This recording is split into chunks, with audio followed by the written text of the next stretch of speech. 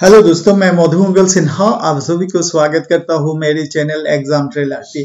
Friends, आप सभी ने बहुत ही शानदार तरीके से अपनी खुद की यूजीसी नेट एग्जाम को राइट किया है। आज हम डिस्कस करने वाले हैं यूजीसी नेट की जो आंसर्स की डिक्लेयर किया है उसके आधार पर आपकी कितना मार्क्स आपने एक्वायर किया है ये आप तब तक समझ गया होगी। तो आज हम बोडो जो सब्जेक्ट है, बोडो लैंग्वेज सब्जेक्ट है, लैंग्वेज सब्जेक्ट में क्या कट ऑफ जा सकते हैं इसके बारे में हम एनालाइज करेंगे। तो ये एनालाइज इसलिए जरूरी है, आप पहले से जान जाओगे कि आपकी यूजीसी नेट निकलने वाला है क्या, या आप जेआरएफ के लिए क्वालिफाइड हो गया हो, ये आपको समझ में खुद आ जाएगा। तो चलिए फ्रेंड्स, आज डिस्कशन शुरू करते हैं। बोडो लैंग्वेज के लिए क्या कट ऑफ जा सकते हैं। हाँ फ्रेंड्स, आज हम डिस्कस करते हैं बोडो लैंग्वेज की क्या कट ऑफ जा सकते हैं जून 2020 सेशन में। इन चीजों को समझने से पहले फ्रेंड्स, हम एक बात के समझने की कोशिश करेंगे।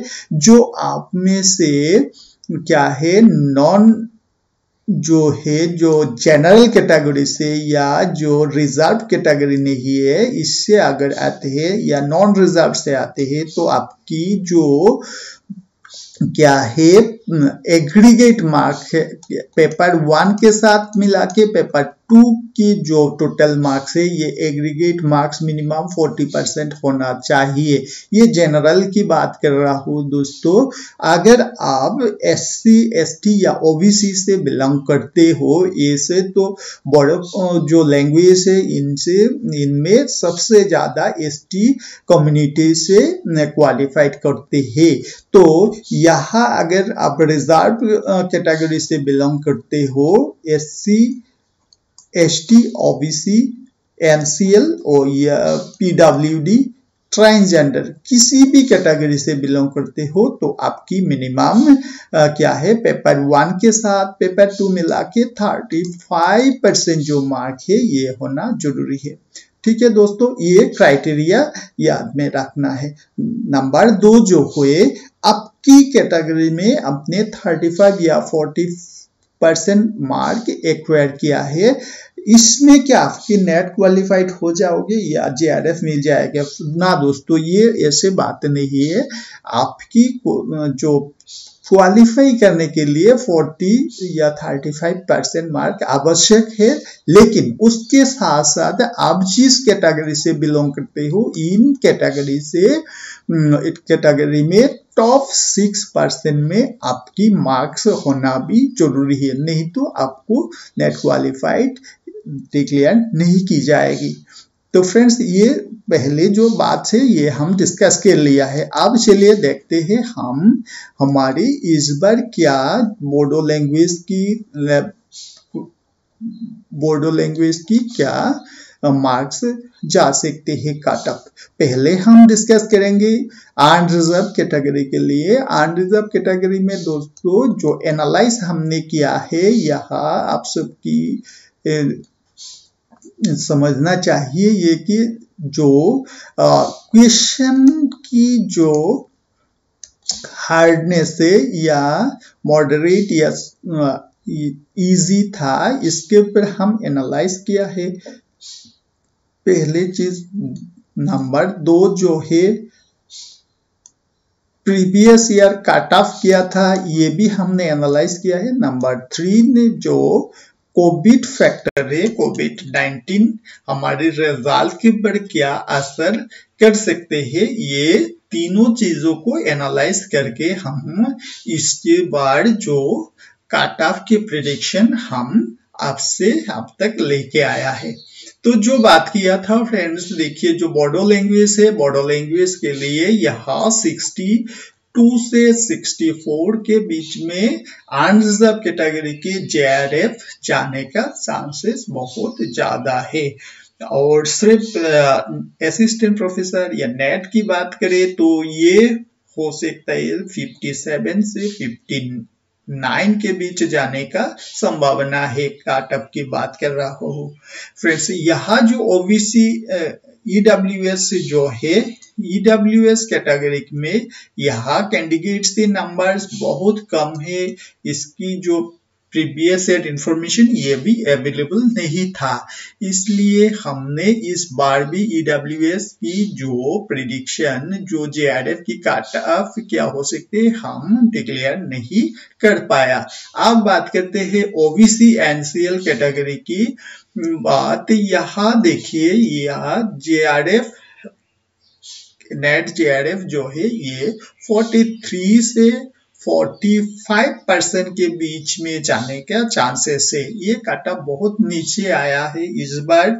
इस मार्क में भी जो असिस्टेंट प्रोफेसरशिप मिल सकते हैं, इनके लिए मार्क्स डिक्रीज होने वाला नहीं दिखाई दे रहा है, क्योंकि इसमें जो कैंडिडेट्स, नंबर ऑफ कैंडिडेट्स बहुत कम आते हैं। आप बात करते हैं फ्रेंड्स, जो बोडो लैंग्वेज एससी से आते हैं, वो यहाँ जेआरएफ 35% में जाने के चांसेस, 35 से ये हो सकता है 37, 35 से 37 के बीच जाने वाले हैं। ये असिस्टेंट प्रोफेसरशिप के लिए भी 35 से 37 के बीच जाने वाला है। ये काटऑफ भी बहुत ही कम दिखाई दे रहा है।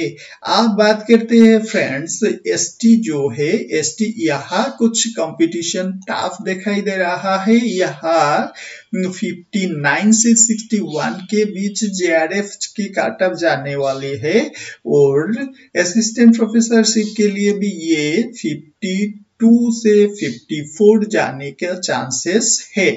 तो फ्रेंड्स, ये जो सेक्शन है, यहाँ काफी कंपटीशन दिखाई दे रहा है। पीडब्ल्यूडी वीआई यूआर कैटेगरी में कुछ डाटा अवेलेबल नहीं था, या कैंडिडेट्स भी बहुत कम है, इसलिए हम इस बार भी इन कैटेगरी के लिए कुछ डिक्लेयर नहीं कर पाए। पीडब्ल्यूडी एचआई यूआर कैटेगरी जो है, यहाँ भी सेम थिंग है, यहाँ भी अवेलेबल नहीं है कुछ डाटास, और यहाँ कैंडिडेट की नंबर्स भी ना के बराबर है। अब बात करते हैं दोस्तों पीडब्ल्यूडी एलएम यूआर कैटेगरी की। पीडब्ल्यूडी एलएम यूआर कैटेगरी में यहाँ 40 से 42% के बीच में कट ऑफ जाने वाले हैं जेआरएफ के लिए।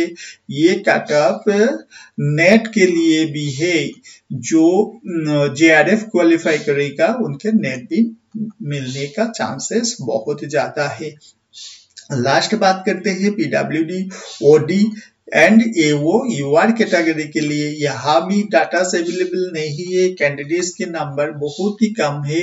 सो फ्रेंड्स, ये जो एनालाइज किया है, ये मोटा मोटी ये क्या है, 95% से ज्यादा कैंडिडेट्स की जो बात है, ये हमने एनालाइज किया है।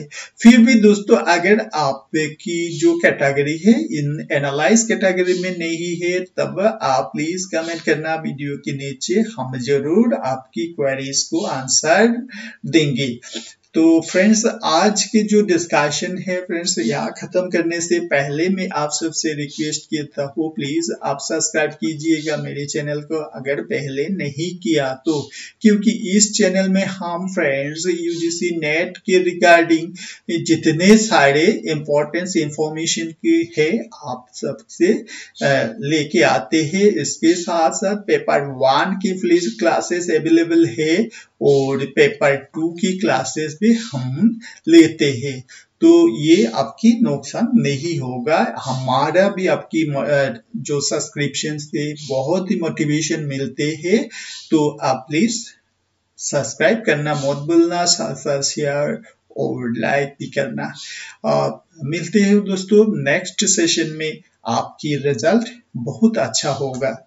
Thank you, bye bye.